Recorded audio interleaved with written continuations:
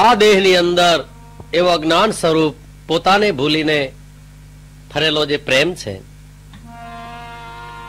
જે મન અને બુદ્ધિને વશ થયેલો પ્રેમ છે, એને જીવ કહેવાય છે.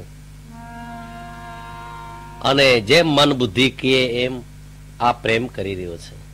પ્રેમ કહેતા આપણે પોતે જ. કારણ કે પ્રેમ મન બુદ્ધિના સકંજામાં છે. એને જ્યારે જ્ઞાન થશે ત્યારે મન બુદ્ધિને છોડી દેશે. પણ જ્ઞાન શેનું? અખંડ તત્વનું. મન બુદ્ધિ પહોંચે નહીં આ વિનાશી અખંડ. એ અખંડ તત્વ એટલે શું? રહ્યો સચરાચર ભર્યો બ્રહ્મ પૂરણ.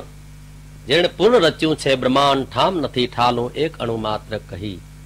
આ તત્વનું જયારે જ્ઞાન થશે ને ત્યારે એનો માનવ દેહ સફળ થયો ગણાશે, જન્મ સફળ થયો ગણાશે. પણ આ જીવ કથાઓ કીર્તન ઘણું સાંભળે છે, પણ એને સાચી રીસ ચડતી નથી. ખોટી રીસ ખૂબ ચડે છે. ખૂબ પૈસા વાપરે છે, ખૂબ દોડધામ કરે છે, પણ એને સાચી જે ખરેખર રીસ ચડવી જોઈએ, સાચી રીસમાં આત્મ તત્વ દર્શન કરવાની રીસ જ્યારે થશે. પણ એ તો એની મામાં એવા સંસ્કાર હોય, એના કુટુંબ એવા સંસ્કાર હોય, એનું માર્ગદર્શન દેનારા જો એને સલાહકાર એવા મળ્યા હોય તો એને એ રીસ ચડાવી દે. પણ આ દાદા મેકણે એક સાખીમાં કહ્યું કે સંગત જેજી સફલી ને પ્રધાન જેજા પાજી, મુજો નાથ મેકણ છે ઈ નરજી બગડી બાજી. આપણી સંગત મન બુદ્ધિ વાળા કુસંગિયાઓથી છે. અવિનાશી આત્મ તત્વના દર્શન જેણે કર્યા છે એવા સંતોથી આપણી સંગત નથી, એટલે આપણી બાજી બગડી ગઈ છે. આપણી પેઢીઓની બગડી ગઈ, છેલ્લે આપણી બગડી, હજી આપણા ભાવિ પેઢીની બાજી બગડી રહી છે. કોણ સુધારે આ બાજીને?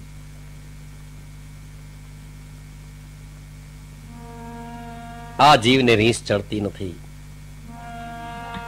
ઘણું કરે છે પણ બધું 84 જવા માટેની ક્રિયા કરી રહ્યો છે. એ સારું કરે તોય 84, ખરાબ કરે તોય 84, પણ જ્યાં કરવા પણ કાંઈ નથી એવા આત્મ તત્વને ઓળખવાની વાત કરતો નથી.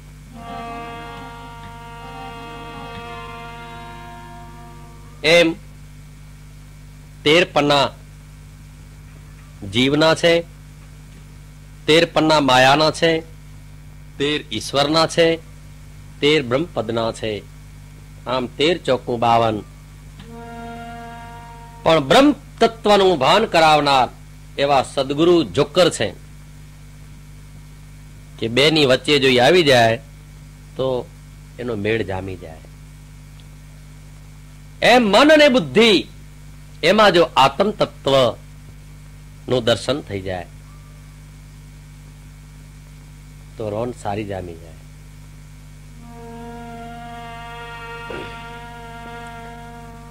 આ 52 પન્નામાં 4 રંગ આવેલા છે: ચોકડી, લાલી, કાળી અને ફૂલી. ચોકડી એટલે મન બુદ્ધિ ચિંતન અહંકારમાં જે અજ્ઞાન ભરેલું છે એવી માયાને ચોકડી કહેવાય છે. મનમાં અજ્ઞાન, બુદ્ધિમાં અજ્ઞાન, ચિત્તમાં અજ્ઞાન, અહંકાર એક અજ્ઞાનનો, અહંકારનો બંડા. માયા એટલે ભેદવાદ, જુદાઈપણું, એને લાલી કહી છે. કાળી એટલે પ્રેમને પોતાની ખરી ઉત્પત્તિ સ્થાનનો ખબર નહીં એવી જે અભાન અવસ્થા, એવું જે અજ્ઞાન એને કાળી કહી છે. અને ફૂલી એટલે ભૌતિક સુખમાં ફૂલાઈને ચાલવું, એને ફૂલી કહી છે.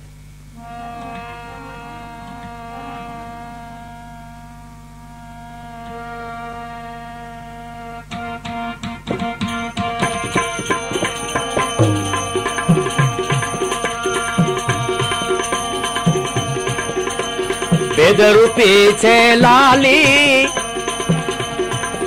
फूली मां मती फुलाणी हूं तो बाजी खेली गुरु मारा देव दे।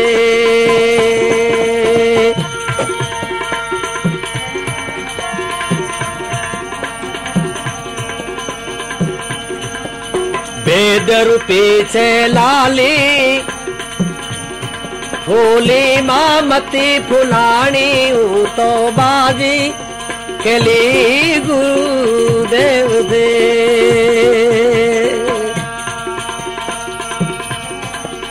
हारी गई तन मन धन ने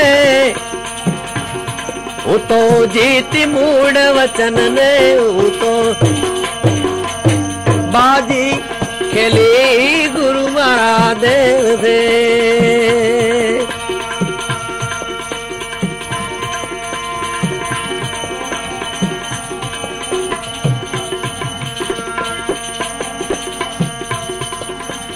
काढो अज्ञान काली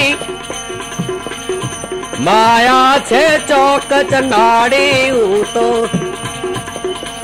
बाजी खेली गुरुदेव दे।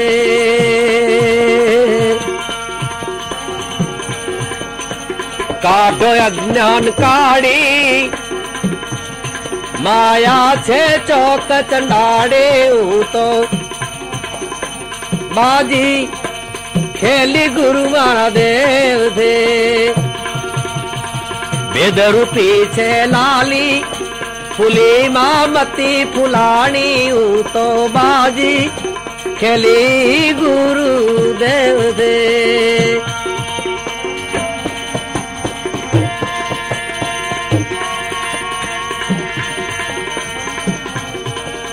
हारी गए तन मन धन ने हूं तो जीती मूल वचन ने हूं तो बाजी खेली गुरुदेव दे। हूं तो बाजी खेली गुरुदेव दे।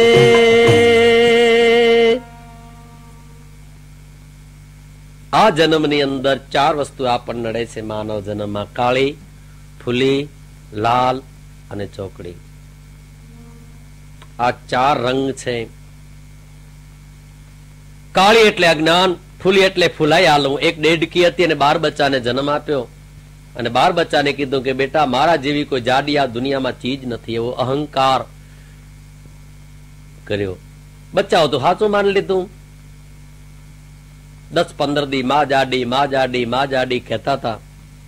त्यां तो अचानक हाथी पाणी पीवा आव्यो। एने जोईने बच्चा माने खोटी ठरावी। ए भाई मां कहती थी कि माराथी कोई जाडी चीज नहीं। हा तो जो अहीं तो मां हाव ज खोटी पड़ी छे तो हवे मारे हाथी केम कहेवाय। आ बच्चाओ बहु निर्दोष हता। जे हूँ देख्युं एवुं वर्णन कर्युं अने माने खोटी करी। मां खोटी मां खोटी मां खोटी आ शब्द सांभळीने मां ऊंडा गारामांथी बहार आवी। ए मारा संतानो उठीने मारू कह्युं मानता नथी ने तमे केम मारो विरोध करो छो। तो के मां तमारो विरोध नथी। अमे तो जे जोयुं एनाथी तमारो मूल्यांकन कर्युं छे। शुं तमे जोयुं? तो के मां तमे कांई नहीं एवी जाडी चीज आज अमे जोई। पण माने આગળનો અનુભવ હતો નહીં। माए कदी जोई नथी चीज बचाव जोई लीधी। देवहूति ने खबर नथी अने ए खबर एना दीकरा ने कपिल मुनि ने हती। मां पोताने गमे એટલી મોટી માનતી હોય પણ જેને આત્મ જ્ઞાન છે દીકરા પણ એનાથી આગળ હતા અને દેવહૂતિને કપિલ મુનિએ અભ્યાસ કરાવ્યો।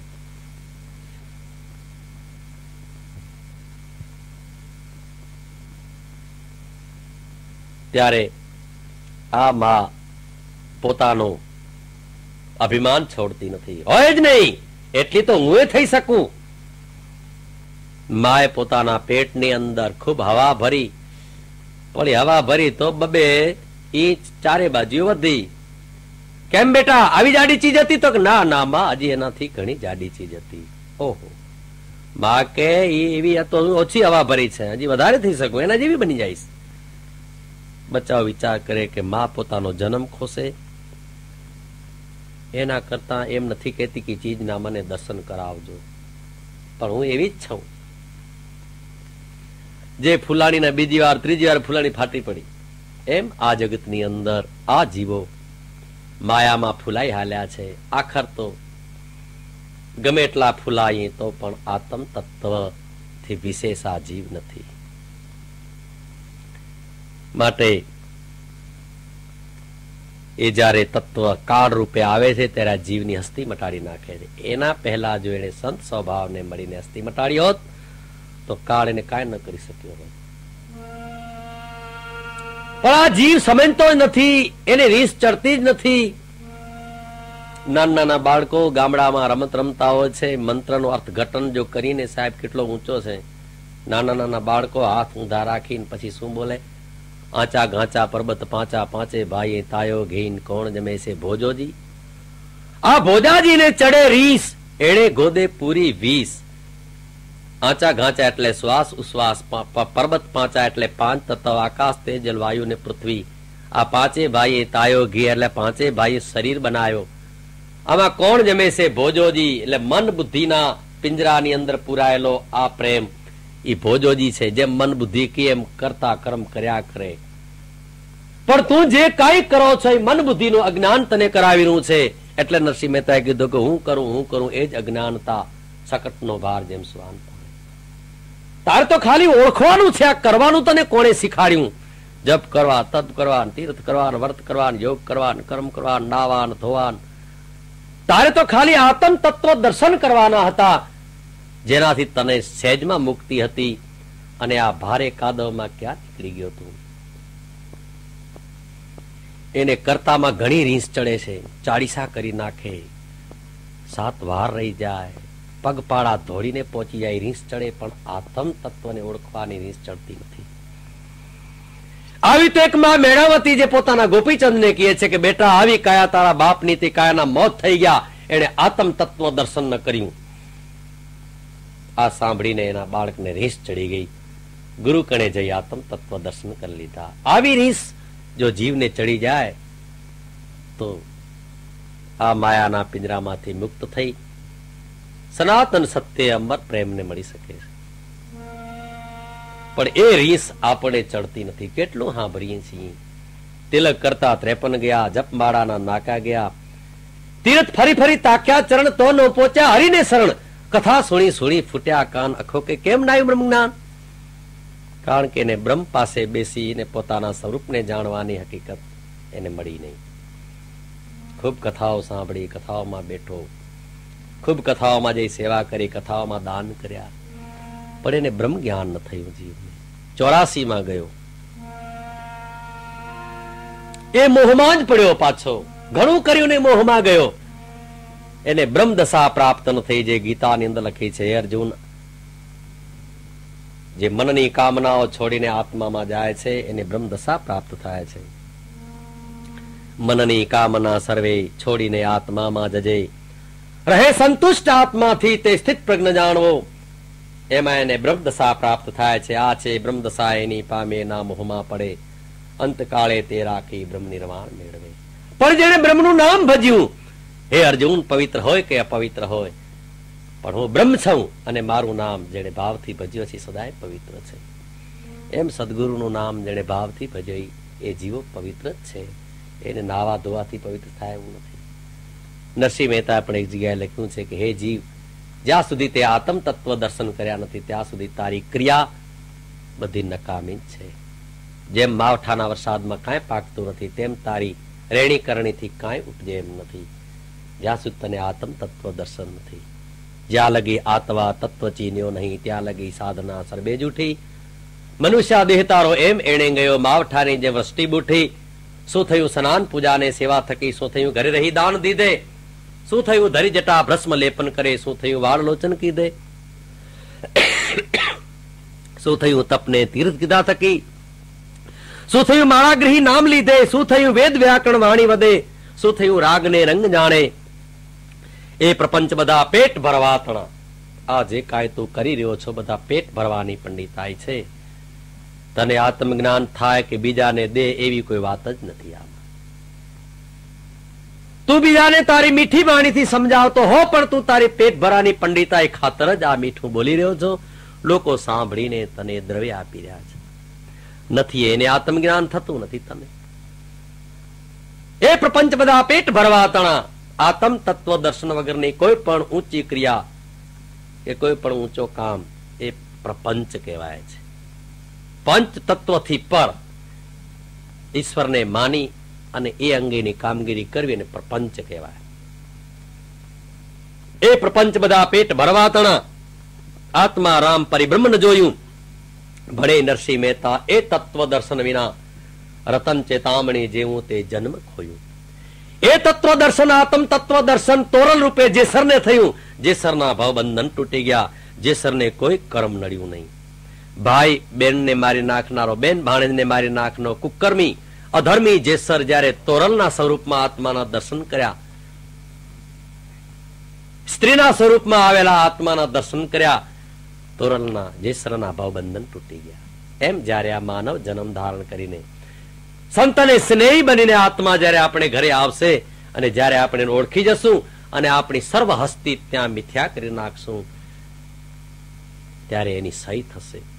જીવનના કોરા કાગળ લાવો, અમે સહી કરીએ. તમે બધું જે લખેલાને માની રહ્યા છો એ મિથ્યા કરો તો હું સહી કરી દઉં. મારી સહી અને લખ્યાને માનસો ને અલખને બેને ભેગા નહીં હાલે. જો અલખની સહી કરાવી હોય તો લખેલું બધું મિથ્યા કરી નાખો. એમ જીવનના કોરા કાગળ લાવો, એ ભૂસી નાખો, બધું નવી સહી કરી દો. જે સહીને જ કાળ ઓળખી જશે, કાળ તમને સજા નહીં કરે. ભાઈ એમ આ ગોપીચંદ એની માં કહે છે કે આવી કાયા બેટા તારા બાપ ની તે કાયાના મોત આવ્યા, પણ એને આત્મજ્ઞાન ન થયું. જેને આત્મજ્ઞાન ન થયું એને મોત જ આવે છે. જેને આત્મજ્ઞાન થઈ જાય છે એનો જન્મ થાય છે, ફરી મરણ નથી. એના સદાય જન્મ જ હોય છે, ક્યારે એનું મરણ હોતું નથી.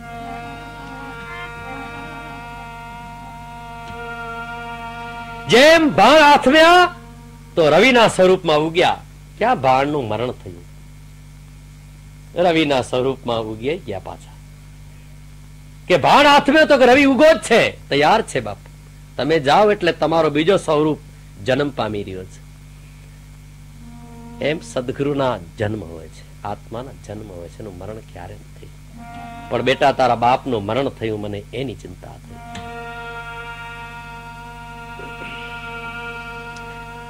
આત્મા એટલે 52 પત્તાથી 12 જે જોકર કહેવાય છે.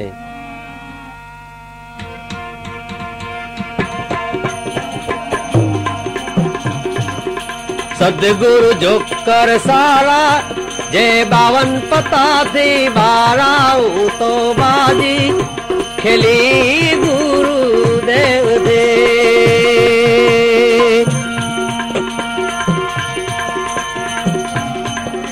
સદગુરુ જોકર સારા જે 52 પત્તાથી 12 તો બાજી ખેલી ગુરુદેવ દે.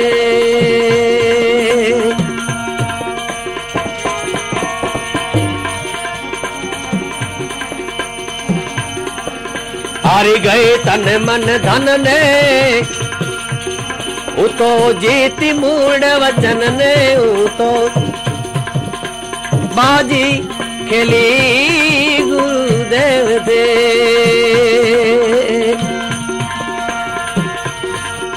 હારી ગઈ તન મન ધન ને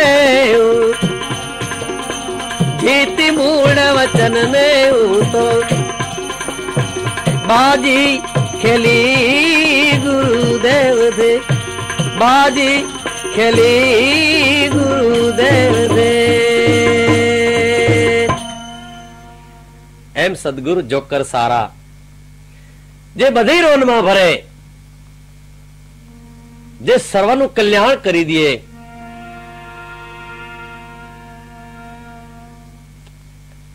રાજા ને રાણી હોય તો એકો કે ગોલો બની રોન કરી દે. ગમે તે સ્વરૂપ ધારણ કરીને રોન કરી દે. એને અનંત રૂપ ધર્યા, અનંત રસ લેવા, અને શિવ થકી જીવ થયો એ જ આશે. સદગુરુનો અનંત રૂપ છે. જેવો જીવ એવો એ જ રૂપ ધારણ કરી એને પોતાનો કરી લઈએ.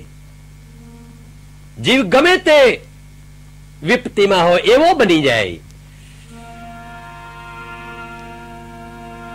જેમ જીવ ગનકાના રૂપમાં ઉભેલો, ભગવાન પણ એના જેવા બની ગયા. તારે ને મારે એક જ છે, જે તું છો એ હું જ છું, હાલ મારી સાથે, તારું કલ્યાણ. નકા ભાઈ તું તો આહા પાપી છો, હું તારા ભેરો નહીં ફરું. નહીં, પાપી ભેરો હું પાપી. તારા પાપ ગંગાજીએ પાપીઓની સોબત કરી છે ને. અગ્નિ પણ મરદાઓ બાળે છે ને આપણે મરદાઓથી અભડાઈ. અગ્નિ તો મરદાને બાળે. આપણે તો માનવ થી ભેદ કરીએ. પાણી કોઈથી ભેદ ન કરે, બધાને તરસ મટાડી દે. વાયુ કોઈથી ભેદ ન કરે, બધાના નાભી કમળમાં જઈને પ્રણાત્મા આત્માનું કામ કરે. અગ્નિ બધાના ઘરે અને બધાની જઠરા અગ્નિની અંદર જળનું પાચન કરાવી રહી છે. માનવ જયારે આત્માના દર્શન નથી ત્યારે માનવ અલગ અલગ બની બેઠો છે. આવી અલગ અલગ વિચાર સરણીને મમતા કહેવાય છે. પાંડવો કૃષ્ણ પાસે મમતા રૂપી નારી હારી ગયા.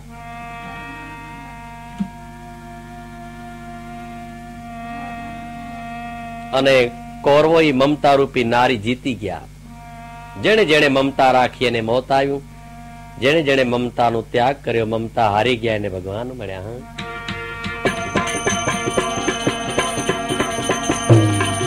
આ જુગાર ભગવાન થી પાંડવો રમ્યા. હાર્યા પાંડવ નારી, એને મળ્યા કૃષ્ણ મોરારે. હું તો બાજી ખેલી ગુરુદેવ દે.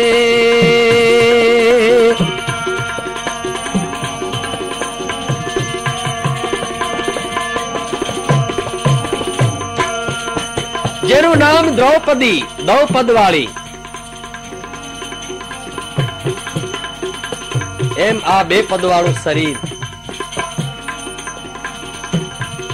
એના પર જે જીવની મમતા છે એ મમતા જે ભગવાનના ચરણોમાં હારી ગયા. સદાય આનંદ માર્યા. હારી ગયા તો પણ અમને ભગવાન તો મળ્યા. નારી સાથે આપણે ક્યાં સંબંધ છે? આપણે તો ભગવાન સાથે સંબંધ છે. હાર્યા પાંડવ નારી,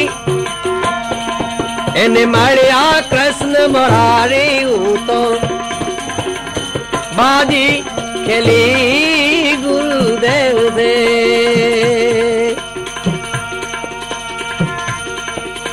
હારી ગઈ તન મન ધન ને, જીતી મૂળ વચન ને. હું તો બાજી ખેલી ગુરુદેવ દે.